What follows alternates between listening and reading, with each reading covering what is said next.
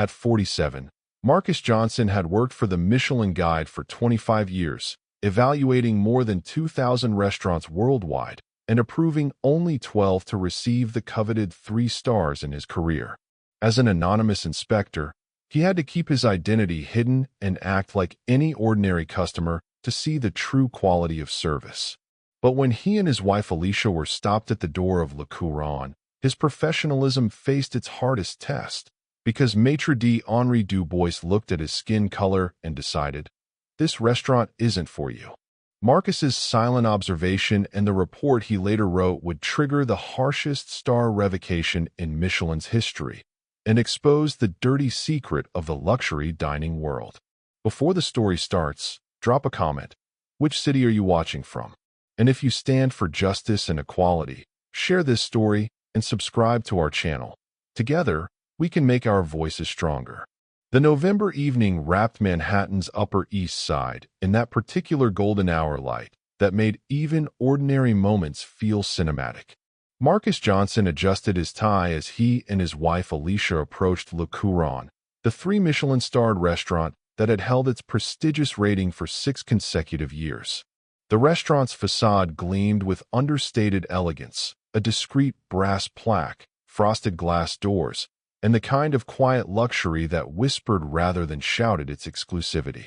Marcus had been a Michelin inspector for 25 years, a career that had taken him to over 2,000 restaurants across 4 continents. He'd evaluated everything from street food stalls to palatial dining rooms, always maintaining the anonymity that was crucial to his profession. Chefs and restaurateurs lived and died by Michelin stars, and if they knew an inspector was evaluating them, the service would be performance rather than reality. Tonight's visit to Le Couronne was part of the annual review process. The restaurant had maintained its 3-star status, the highest possible rating. But Marcus had heard whispers in the industry about inconsistent service, about certain guests receiving preferential treatment while others were subtly discouraged. His job was to see if these whispers had substance. He'd made the reservation under his real name, Marcus Johnson, using a personal credit card that bore no connection to Michelin. He wore an expensive but not ostentatious suit, Alicia beside him in an elegant dress that had cost more than some people's monthly rent. They looked exactly like what they were, a successful couple enjoying a special evening out. But as they reached the entrance, Marcus noticed something that made his inspector's instincts sharpen. Through the frosted glass, he could see the maitre d', a tall, thin man with silver hair named Henri Dubois, according to Marcus's pre-visit research, greeting a white couple without checking any reservation list, immediately escorting them inside with warm smiles and welcoming gestures. Marcus opened the door for Alicia, and they stepped into the restaurant's foyer. The space was designed to impress. Marble floors, a massive floral arrangement that probably cost more than most people's car payments, and walls adorned with artistic photographs of the restaurant's signature dishes. Soft classical music played from hidden speakers, and the scent of truffle and butter hung enticingly in the air. Henri Dubois turned from the reception podium, where he'd been marking something in an elegant leather-bound book. His welcoming expression froze for just a moment, barely a second, but Marcus caught it. The trained smile remained, but something shifted in Henri's eyes as they moved from Marcus's face to Alicia's and back again. "Good evening," Marcus said pleasantly. "We have a reservation for 2 at 7:30. Johnson." Henri's smile tightened almost imperceptibly. Instead of immediately checking his reservation book as he'd done with the previous couple, he clasped his hands in front of him and studied Marcus and Alicia with an assessment that felt less like professional scrutiny and more like judgment. "Johnson," Henri repeated slowly. "For this evening?" "Yes, 7:30. Marcus confirmed, noting that Henri still hadn't looked at the reservation system. Henri finally glanced down at his podium, his finger moving down what appeared to be a list of names, though Marcus couldn't see it from his angle. The gesture seemed almost theatrical, a performance of checking rather than actual verification. "I'm not seeing a Johnson on our list for this evening," Henri said, his French accent somehow making the words sound both apologetic and final. Perhaps there's been a mistake with your booking? Marcus felt Alicia tense beside him. After 22 years of marriage, he knew exactly what that subtle shift meant. She'd recognized the same thing he had. This wasn't about a missing reservation. This was about something else entirely. That's odd, Marcus said, keeping his voice neutral. I made the reservation 3 weeks ago and received a confirmation email. Would you mind checking again? The reservation should be under Marcus Johnson for 2 guests at 7:30. Henry's expression didn't change, but he made another show of looking at his book, this time even more slowly. Behind them, another couple approached, white, middle-aged, dressed in similarly expensive clothing. Henri looked up, and his face transformed into genuine warmth. Ah, Mr. and Mrs. Wellington, how wonderful to see you again. Your usual table is ready. Please, come in. He gestured for them to enter without asking for any confirmation of reservation or identification. The Wellingtons swept past Marcus and Alicia with barely a glance, disappearing into the softly lit dining room beyond. Henri turned back to Marcus, and the warm expression vanished like someone had flipped a switch. Sir, as I said, I'm not finding your reservation. Perhaps there was a confusion with the date? Or perhaps you were thinking of one of our sister restaurants. I was not confused about the date or the location, Marcus replied, his professional training keeping his voice even. I have the confirmation email on my phone if you'd like to see it. That won't be necessary, Henri said quickly, a slight edge entering his voice. The issue is that we have no record of your reservation, and as you can see, we are fully booked this evening. Le Couronne is quite exclusive, and reservations are difficult to obtain. Perhaps. He paused, and Marcus could see him searching for the right words, the polite phrasing that would accomplish his goal without being overtly offensive. Perhaps a restaurant more suited to your needs would be more appropriate? There are many excellent establishments in the city, though of course not at our level. But I'm sure you could find something adequate. The words hung in the air like a slap. Alicia's hand found Marcus's arm, a gentle pressure that communicated both support and warning. Don't lose your temper. Don't give him what he wants. Marcus had been in this situation before, though never quite so blatantly. He'd experienced the double takes when he entered high-end establishments, the subtle surprise when he demonstrated sophisticated knowledge about wine or cuisine, the occasional, "Are you sure you're in the right place?" comments delivered with false concern. But this was different. This was a 3 Michelin star restaurant, supposedly the pinnacle of hospitality and service, and its maitre d' was actively trying to turn away paying customers based purely on the color of their skin. I see, Marcus said quietly. His hand moved to his jacket pocket, but not for his phone.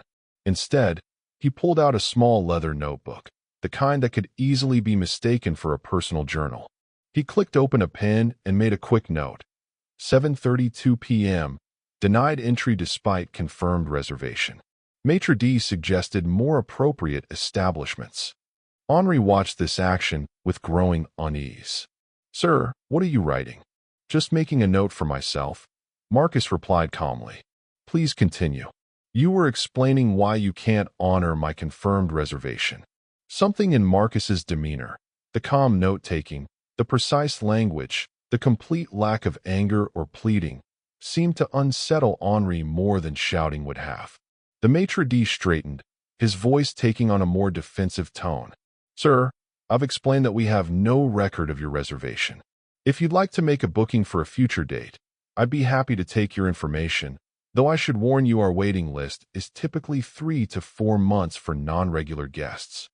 Behind them, yet another couple had entered, also white, also well-dressed. Henri greeted them by name, checked them in immediately, and sent them into the dining room with warm wishes for an enjoyable evening.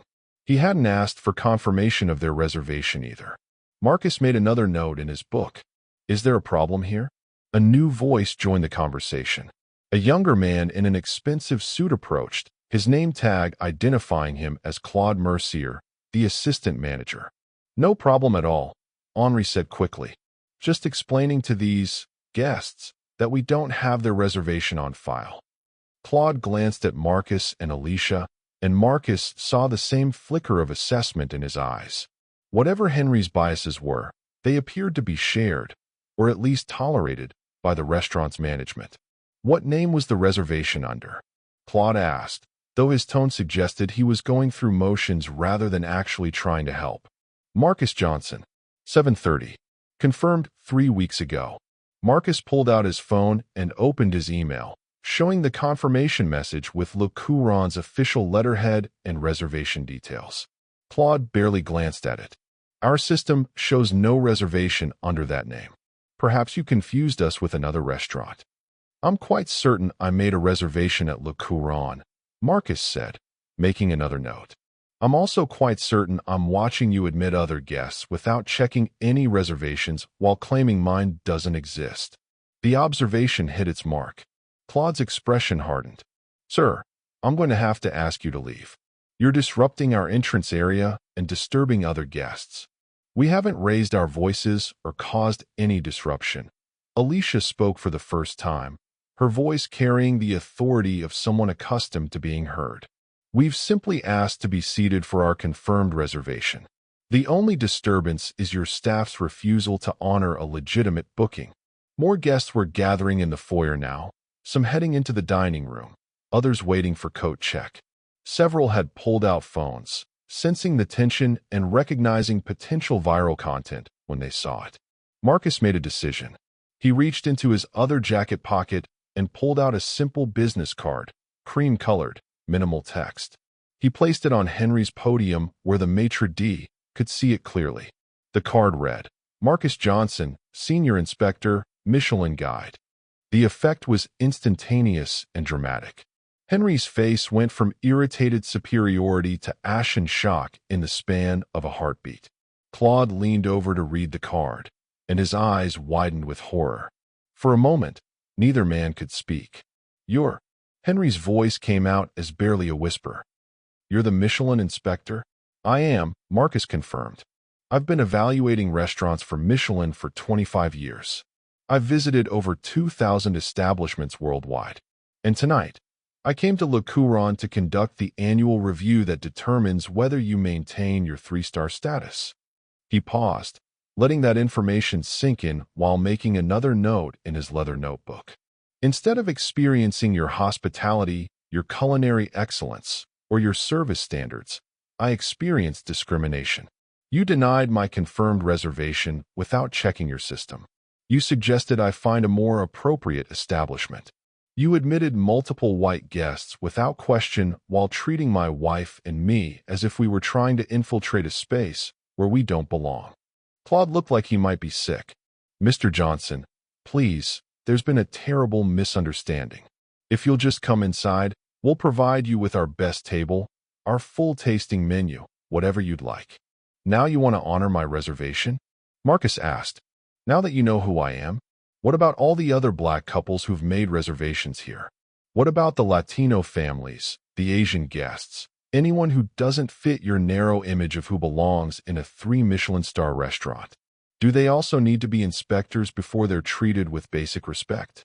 The foyer had gone completely silent. Every guest, every staff member was watching the confrontation unfold. And yes, multiple phones were recording, capturing every word for the viral moment that this was rapidly becoming. Your rating assessment is this evening? Henri asked desperately. For the annual guide? It was supposed to be, Marcus replied. But I've seen enough. The most important element of fine dining isn't the food, it's the hospitality. The word restaurant comes from the French restaurer, meaning to restore or refresh. But how can you restore someone's spirits when you make them feel unwelcome before they even enter? He closed his notebook with decisive finality. Le Couronne's 3-star status was contingent on maintaining the highest standards in every aspect of service. Those standards include treating all guests with dignity and respect, regardless of their appearance or background. You've failed that fundamental test. Chef Antoine Bernard, the restaurant's celebrated head chef and owner, emerged from the kitchen, clearly summoned by frantic staff. His chef's whites were pristine, his face flushed from kitchen heat and now from panic as he understood what was happening. Mr. Johnson, Antoine said, his French accent thick with distress. Please, I beg you. This is not reflective of our establishment. These men acted without my knowledge or approval. Please come inside. Let us show you what Le Couronne truly offers. Chef Bernard, Marcus said, not unkindly. Your technical skills are extraordinary. Your food is innovative and flawlessly executed. But your front-of-house staff just turned away a confirmed guest based on racial prejudice. Either you were aware of this practice and tolerated it, or you were so disconnected from your operation that systematic discrimination occurred without your knowledge. Either scenario is unacceptable for a 3-star establishment. He looked at Alicia, who nodded with quiet dignity. Together, they turned to leave. The formal report will be filed within 48 hours, Marcus said over his shoulder. You'll have an opportunity to respond before the final decision, but I should prepare you. In 25 years as an inspector, I've never recommended removing 3 stars. This will be a first. As they exited into the November evening, Marcus could hear the chaos erupting behind them. Antoine shouting at Henri and Claude, staff members panicking, guests murmuring with shock and excitement. Within an hour, videos of the confrontation would be online. Within 24 hours, they'd have millions of views. Are you okay? Alicia asked quietly as they walked toward their car. No, Marcus admitted. But I will be. And hopefully, this will make it a little better for the next couple who doesn't look like Henri's idea of appropriate guests. 72 hours later, Michelin Guide issued an unprecedented statement. Le Couronne's 3-star status had been revoked effective immediately, the fastest rating removal in the Guide's 127-year history. Henri Dubois and Claude Mercier were terminated. Chef Antoine was given a chance to rebuild, but under strict oversight and with mandatory bias training for all staff. The viral videos sparked a reckoning in fine dining, with other Michelin-starred restaurants rushing to audit their own practices and implement anti-discrimination policies. Marcus's identity as an inspector was now public, ending his anonymous evaluation career but opening a new one as an advocate for equity in hospitality. And most importantly, Black couples began sharing their own stories of being turned away from prestigious restaurants, their reservations mysteriously lost, their bookings always somehow unavailable. The flood of testimonials proved what Marcus had known all along. His experience wasn't unique. It was systematic. 6 months later, Le Couronne reopened under new management with a diverse staff and explicit anti-discrimination policies. It would take years to rebuild its reputation and perhaps earn back even 1 Michelin star. But the industry had learned an expensive lesson. Excellence in cuisine means nothing if it's not matched by excellence in humanity.